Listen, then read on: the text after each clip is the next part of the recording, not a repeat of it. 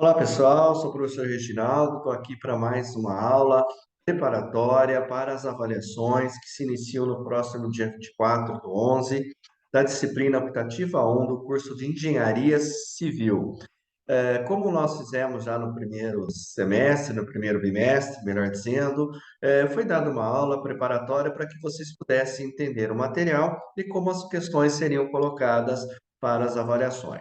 Agora, no segundo bimestre, faremos a mesma coisa. Vamos discutir um pouquinho o material, ver como o material foi dividido, para que vocês possam estar aptos à realização do exame a partir do dia 24. Da mesma forma que nós fizemos, vamos ressaltar a importância do material. O material ele é autodidata, vamos dizer assim, ele é bem preparado da forma que a leitura dá já um bom panorama daquilo que ele quer nos oferecer, e em cima disso nós vamos trabalhar um pouquinho como ele foi dividido. Não se esqueçam, né, de fazer o quiz ele é muito importante, é 40% da nota, e a partir daí, então, nós vamos direcionando como as coisas vão acontecendo. Bom, esse material, né, da optativa 1 do curso de Engenharia, civil, ele trabalha um pouquinho com as questões da ética, ele trabalha com algumas questões relacionadas a direitos humanos, a fundamentos de cidadania e questões ambientais.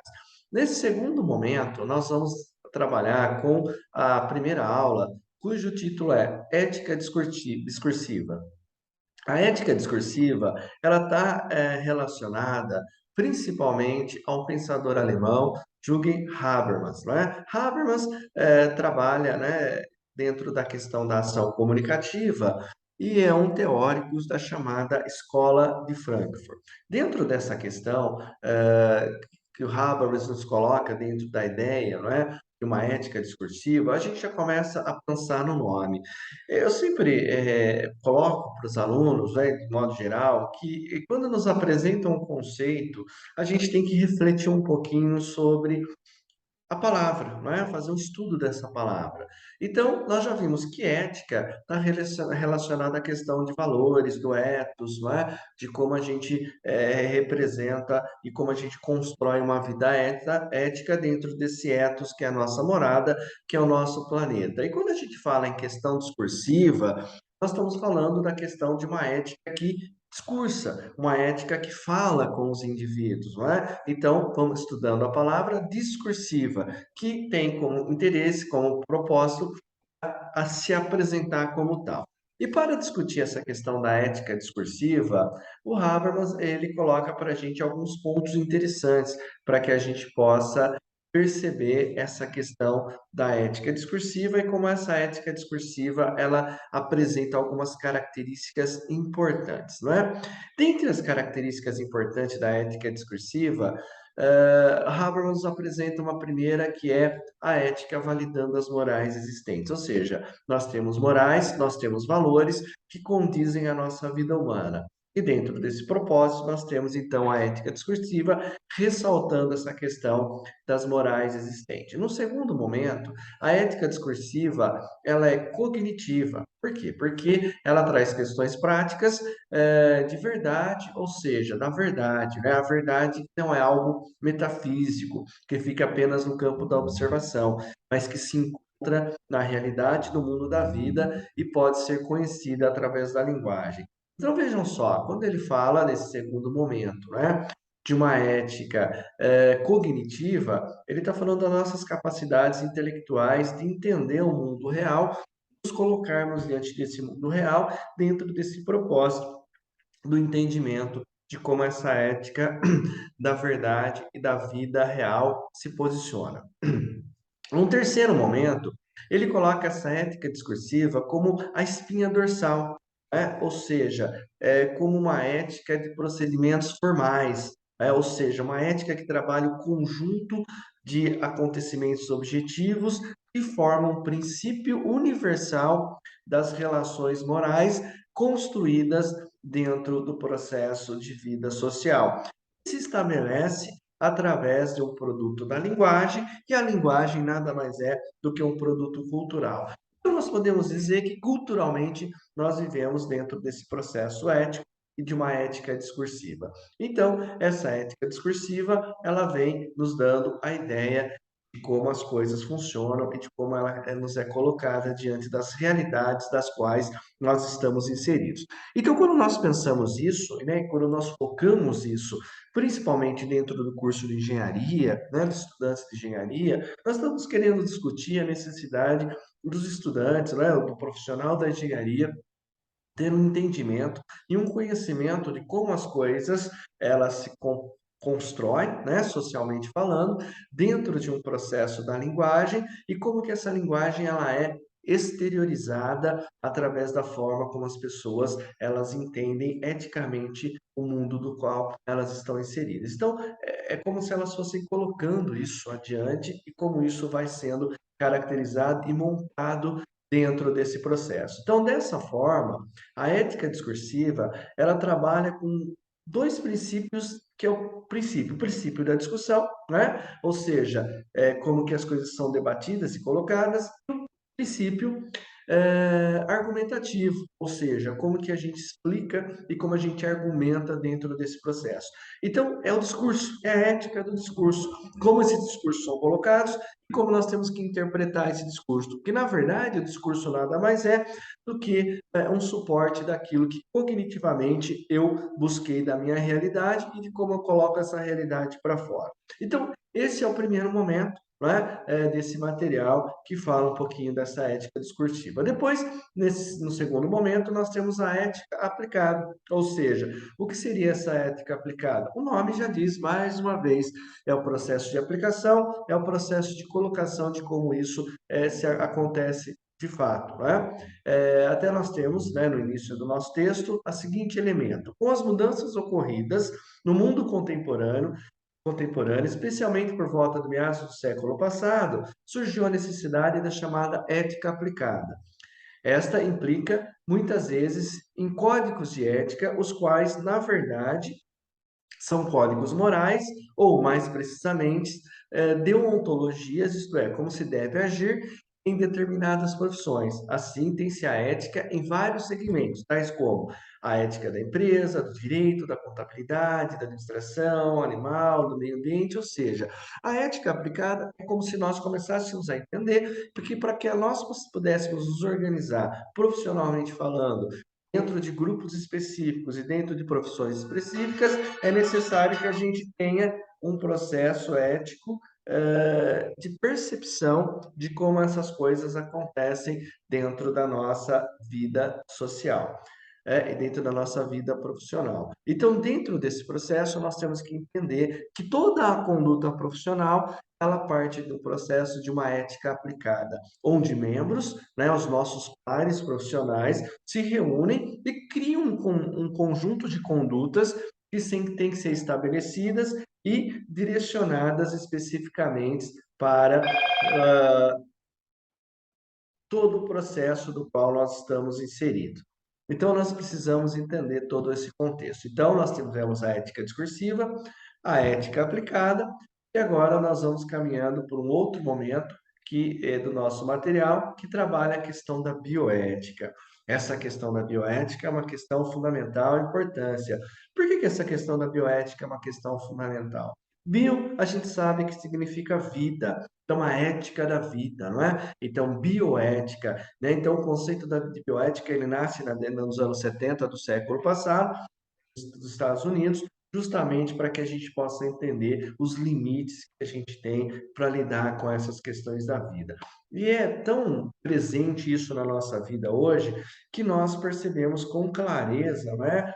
Momento de pandemia, do qual nós ainda estamos inseridos, mas que já estamos passando, como que isso foi sendo trabalhado, como isso foi sendo colocado para que a gente pudesse entender melhor as questões que conduzem a vida humana, conduzem as pesquisas científicas, e como o processo da ciência, principalmente a ciência que estabelece e trabalha com a vida, precisa ser elaborado e precisa ser pensado, né? Pensado de uma forma muito efetiva, de uma forma muito eficaz, né? Ou seja, então a bioética é o cuidado das formas de vida em seu ambiente, não é? Ou seja, como isso se estabelece. Aí a gente poderia pegar a bioética no centro de algumas questões que são trabalhadas e são faladas ultimamente. Então, você pode ter a bioética discutindo a questão da eutanásia, né? Que é o processo das pessoas terem ou não direito de tirar a própria vida, né? Quando elas estão em situações aí,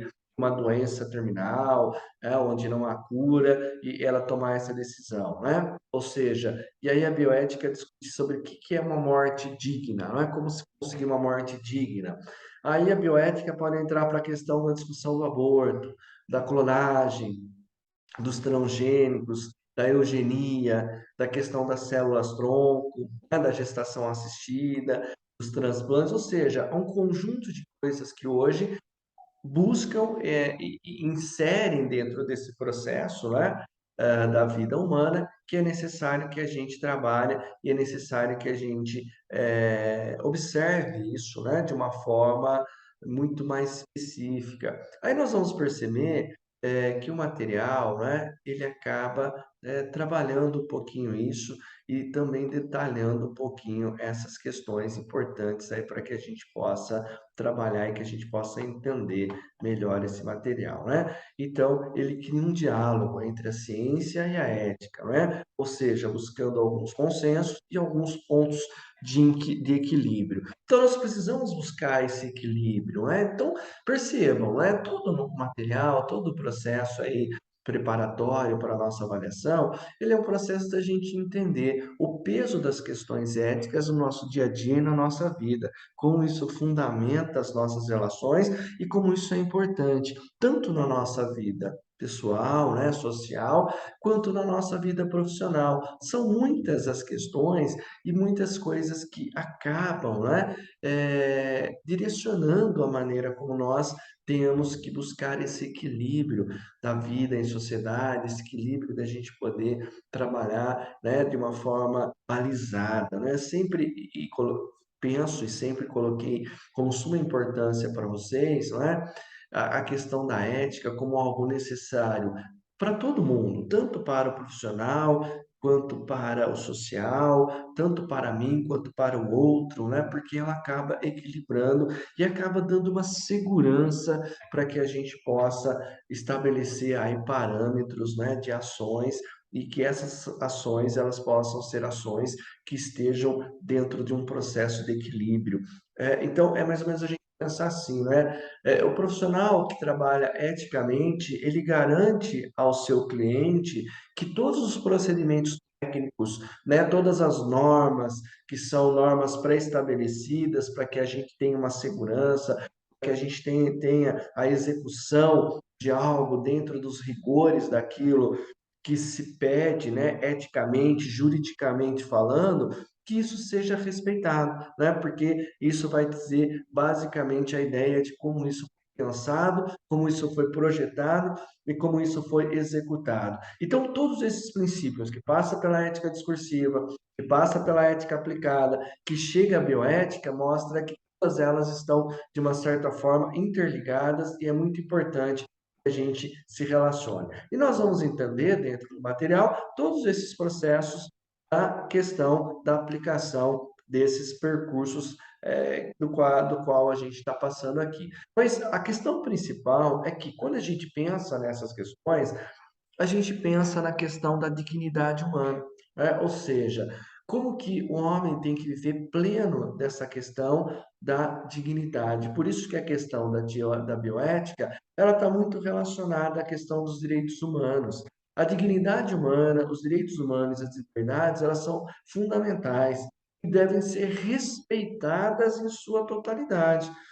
Então, nós temos uma declaração universal sobre a bioética e os direitos humanos, cujo princípio é essa liberdade, é respeitar alguns princípios da dignidade, dos direitos humanos, né, do benefício, discutir a questão do benefício, a questão do dano, a questão do consentimento. Nós sabemos, por exemplo, que qualquer intervenção médica que a gente se submete hoje, a gente tem que consentir, né? A gente tem que assinar um termo de consentimento para que o médico possa fazer e trabalhar dentro das questões que diz respeito à vida humana, não é? Ou seja, então nós temos que estar sempre em condições de estar entendendo que nada é feito sem o nosso consentimento, ou quando nós não temos a capacidade de consentir que outras pessoas possam estar respondendo por nós, possam estar respondendo pela gente. Então, esse é um processo básico, é um processo de construção, a necessidade da gente analisar essas primeiras aulas aí relacionadas à questão da ética discursiva, a ética aplicada e a bioética. Já a aula 2 trabalha com a ideia de um ser humano responsável pelos seus atos, os seus atos éticos. É aquilo que nós já falamos, né, em um determinado momento. Às vezes a gente cobra a ética de todo mundo, mas não analisamos se de fato nós estamos tendo condutas éticas ou não. Então, é muito interessante isso, né? A gente fala, fulano não foi ético, ciclano não foi ético, mas e nós, né? Nós estamos sendo éticos, nós estamos respeitando todos esses princípios éticos, né, que nos é colocado. Então, o ser humano, como um ser livre, ele torna-se responsável, em relação às suas escolhas e às suas ações, né? Ou seja, essa ideia de liberdade, ela é uma ideia de liberdade assistida, uma ideia de liberdade que tem todo um mecanismo que eu não possa usar a minha liberdade para afetar a liberdade do outro. E não, nós precisamos buscar isso. Então, nós vamos ser responsáveis, né, sobre esses processos. Então, nós podemos dizer que o ser humano é responsável pelos seus atos. Ou seja, a individualidade de cada ser humano consiste no fato dele poder ser considerado sujeito moral de acordo com o seu grau de consciência e seu grau de liberdade, bem como a sua responsabilidade, ou seja, temos que ser responsáveis. Então, como cidadãos, nós precisamos buscar essa responsabilidade, nós precisamos ter uma liberdade assistida e uma liberdade que não atrapalhe a vida dos outros, não é? Ou seja, é como diz aquele ditado: a minha liberdade termina quando termina a liberdade do outro. Por isso que, para viver em sociedade, nós, praticamente, como diria Rousseau, nós temos um contrato social, não é? Nós assinamos sem, né, essa ideia do contrato social. Assinar isso não significa que a gente vai lá, pegar uma caneta e colocar o nosso nome. Não, viver em sociedade, aceitar as normas sociais, nos diz que nós fazemos parte de um contrato social, onde a gente busca um equilíbrio para viver dentro dessas questões e dentro da sociedade. Então, nós precisamos ter isso muito claro, nós precisamos ter isso muito atento nas nossas vidas, né? Então, o sujeito ético, ele é o sujeito, né, capaz de refletir e reconhecer as existências dos outros, né, dos outros como sujeitos éticos iguais a ele. Ou seja, os mesmos direitos que eu tenho, o outro também tem vivendo na sociedade, e os deveres também passam por esse processo. Então, nós temos o meu eu, né, que tem que se trabalhar com a minha consciência, com a ideia de liberdade, a ideia de escolhas, mas principalmente com a ideia de responsabilidade. Então, nós precisamos criar isso, né? Sermos responsáveis. Então, quando nós trabalhamos uma disciplina que traz a questão da ética, é justamente para que a gente possa criar essas responsabilidades, que a gente possa, então, estar consciente do peso das nossas ações dentro da nossa vida social, né? Então, o ser humano, ele é livre para suas escolhas. Ele é livre, mas ele também tem que saber que todas as escolhas, elas condizem com algumas responsabilidades, ou seja, eu posso fazer algo desde que eu seja consciente do que aquilo representa e das responsabilidades que eu terei sobre aquilo, não é? Então, ou seja, o ser humano, não é, no ato de fazer as suas escolhas, ele não escolhe somente a si mesmo, mas ele escolhe perante a toda a humanidade. Em sua obra, né, a Ética Nicomânica, Nicômaca, melhor dizendo, no livro 3, Aristóteles dá três sentidos aos quais a escolha pode ser relacionada, pode estar relacionada: o desejo, a vontade e a opinião. O primeiro sentido de escolha é entendido pelo desejo, mas não se identificam, pois a escolha não pode visar as coisas impossíveis, como a imortalidade, mas o desejo pode usufruir esse pensamento. Ou seja, né, é lógico que nós podemos desejar uma série de coisas, mas nós temos que buscar o equilíbrio. Então, a ética, ela nos impede dos impulsos e de que a gente faça as coisas sem pensar nas responsabilidades das quais nós temos que seguir, né? Então, nós precisamos pensar muito isso. Então, o material ele vai nos levando, ele vai nos caminhando para que a gente pense nisso. Então, eu gostaria que vocês lessem o material pensando justamente isso e refletindo sobre a vida e sobre todos os acontecimentos que nós vivenciamos hoje. Não é? Ou seja, se discute muito a questão da liberdade de expressão, se discute muito o meu direito de um em relação ao direito do outro, a gente acaba perdendo de vista a ideia do que é viver eticamente, democraticamente, dentro de uma sociedade de direito, no Estado de direito, né? Nós vivemos um Estado democrático de direito, e viver no Estado democrático de direito nos remete a viver de uma forma cada vez mais ética, porque só a ética me equilibra dentro da democracia. Porque a democracia, muitas pessoas as entendem a entende como um processo do qual a gente pode falar o que bem quer, da minha forma que quer, eu tenho direito a tudo. Não, a gente tem um contrato, né, social, a gente tem leis que regem esse processo e a gente tem uma liberdade de expressão, desde que essa liberdade de expressão não ofenda e não ataque a honra de outras pessoas. Então, a liberdade diante da ética é uma liberdade assistida, é uma liberdade de entendimento do que é viver socialmente, do que é viver em sociedade. Então, todo esse processo, ele acaba sendo construído dentro de um caminho de sequência lógica da qual nós temos que estar inserido e da qual nós temos que pensar. Olhem para vocês dentro da sala de aula. Vocês podem fazer tudo, né? Vocês não têm que ter uma ética dentro da sala de aula, vocês não têm que entender quais são os parâmetros, quais são as liberdades que vocês têm, quais os conjuntos de ações que vocês podem afetar. E isso se resume em todos os processos da vida. E vocês, como futuros profissionais, precisam entender claramente esse processo, entender como que nós vamos direcionar isso, como nós vamos questionar isso de uma forma muito evidente e muito eficaz. Então, a liberdade é que nos impulsiona a crescer como seres humanos, porque a liberdade é um entendimento de até onde eu posso chegar, até onde eu posso ir, né?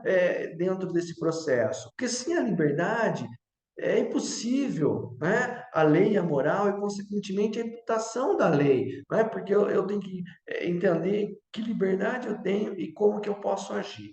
E aí o material vai nos colocando diante da necessidade de um determinismo e de um agir moral qual eu tenho que submeter. Então, a liberdade do sujeito acontece no sentido de qualificar os atos humanos, né? Os atos de como ele pode estar inserido dentro desse processo. E tudo isso vai nos levando, vai, e o material vai nos guiando a isso, para que a gente possa criar uma consciência moral, né? Que a gente possa, então, entender o ser humano, entendê-lo, né? A partir da sua consciência, e o que faz com que o sujeito se torne um sujeito moral. A consciência é uma realidade decisiva para a vida de cada homem e para a vida de toda a humanidade. Assim, a consciência representa para o homem o que é um sistema direcional e propulsor, né? Ou seja, que vai conduzir, que vai orientar para o caminho correto. Né? Ou seja, se eu entender qual é a moral social, quais os preceitos morais, eu vou entender quais os caminhos que eu tenho que seguir e como que eu devo seguir esses caminhos de uma forma bem contundente dentro da moral, né? É como se existisse uma voz oculta, que apesar da origem mais externa e autoritária, que obriga o ser humano em sua liberdade a determinada conduta. E aí nós criamos a consciência pessoal, que é entendida como um juízo interior que determina para o sujeito a moralidade da sua ação. Ou seja, porque se nós não tivermos essa consciência pessoal, nós podemos sofrer sanções e punições. É como a gente fala, né? A voz da consciência, como essa voz da consciência ela vai sendo trabalhada, tá? E aí o material apresenta a ideia da consciência objetiva, ou seja, como processo objetivo de vida humana nos leva a buscar atos, né, de verdades coletivas que fazem com que a gente possa ter a nossa atuação, uma consciência reta dentro desse processo, e aí como isso vai sendo trabalhado e como isso vai sendo trilhado, né? Então, nesse módulo, nós estudamos, né, a importância da ética esportiva, da ética aplicada nas profissões, a bioética e seus princípios para o bem-estar até dos pacientes. E também se abordou a questão da consciência e como essa consciência ela pode ser trabalhada, ela pode ser linkada, ela pode ser percebida dentro desse processo. Então, eu gostaria que vocês refletissem, né? Vou estar sempre disponível para que a gente possa fazer aí, tirar as dúvidas, para que a gente possa criar um chat, para que a gente possa, né, estar ali respondendo algumas questões, mas é necessário, então, que vocês tenham todo esse processo e dentro desse processo que vocês possam compreender, né, como que as coisas elas são colocadas dentro desse processo de uma disciplina que trabalha essa questão da ética, da bioética e de todo esse processo que a gente possa estar criando, né? Então, vamos analisar o peso da cultura, nós somos seres culturais, né? E o processo da ética se dá pela linguagem, e a linguagem é algo cultural que a gente tem que estar inserido e que a gente tem que estar por dentro, tá? Um grande abraço, e aí estarei sempre à disposição para que a gente possa tirar todas as dúvidas que possam aparecer, ok? Até mais.